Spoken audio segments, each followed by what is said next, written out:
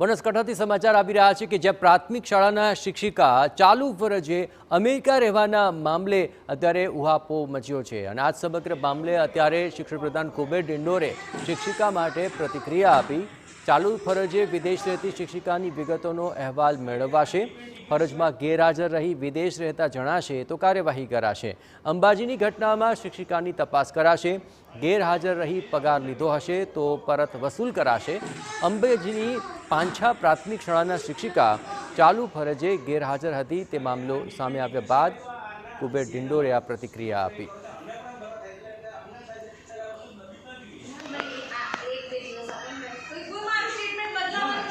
આ બાબત અમે હકીકતથી રિપોર્ટ મંગાવીશું। અમે એ કોઈ પણ કાળે આવું ચલાવવા માંગતા નથી। કોઈ પણ શિક્ષક હોય, કોઈ પણ કર્મચારી હોય, જો એને ફરજ દરમિયાન એ ગેરહાજર રહે તો હકીકત રિપોર્ટ મંગાવી પૂરેપૂરી એની રિકવરી પણ કરીશું, પનિશમેન્ટ કરીશું। આ બાબત આપના માધ્યમથી મને ધ્યાન પર આવી છે। હું વિશેષ હકીકતલક્ષી રિપોર્ટ મંગાવી લઈશ તો એમાં તથ્ય હશે તો આગળ વધીશું। એક તમામે તમામ જે કંઈ હશે અને આપના પાસે કંઈ રિપોર્ટ હોય, આપના પાસે પણ માહિતી તમને આ પહોંચાડજો। કોઈ પણ આપણે શિક્ષક છે એની ફરજ દરમિયાન ગેરહાજર હોય તો એની જે નીતિ નિયમ અનુસાર જે કાર્યવાહી કરવાની 100% કરીશું। બનાસકાંઠાના અંબાજીના પાંછાની એનઆરઆઈ શિક્ષિકાના મામલે આરોગ્ય પ્રધાન ઋષિકેશ પટેલે પણ નિવેદન આપ્યું। પાસપોર્ટથી લઈ માસ્ટર સુધીની તપાસ કરાશે અને માસ્ટર સુધી આ તપાસ થયા બાદ ઇમિગ્રેશનમાં પણ બધી ખબર પડી જ જશે। આમાં કંઈ છુપાવવા જેવી વાત હોતી જ નથી તેવું તેમણે જણાવ્યું।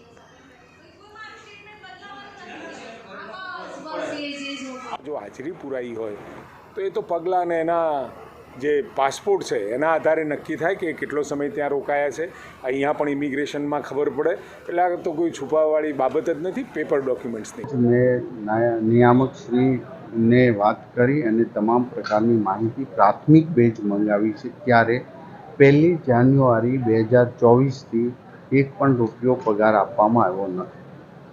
ટુકડે એમને રજા પાડી છે અને જો વિદેશ ગયા હોય તો સરકારી કર્મચારી સરકારની મંજૂરી વગર વિદેશ ન જઈ શકે અને અન્ય જો લાભ લીધો હોય તો ચોક્કસ પ્રકારે એની તપાસ માટેના પ્રાથમિક બેઝની બાબત એ છે કે 1 જાન્યુઆરીથી જ્યારે એમના રજા મૂક્યું છે ત્યારથી એક પણ રૂપિયો ગવર્મેન્ટે પગાર ચૂકવ્યો નથી।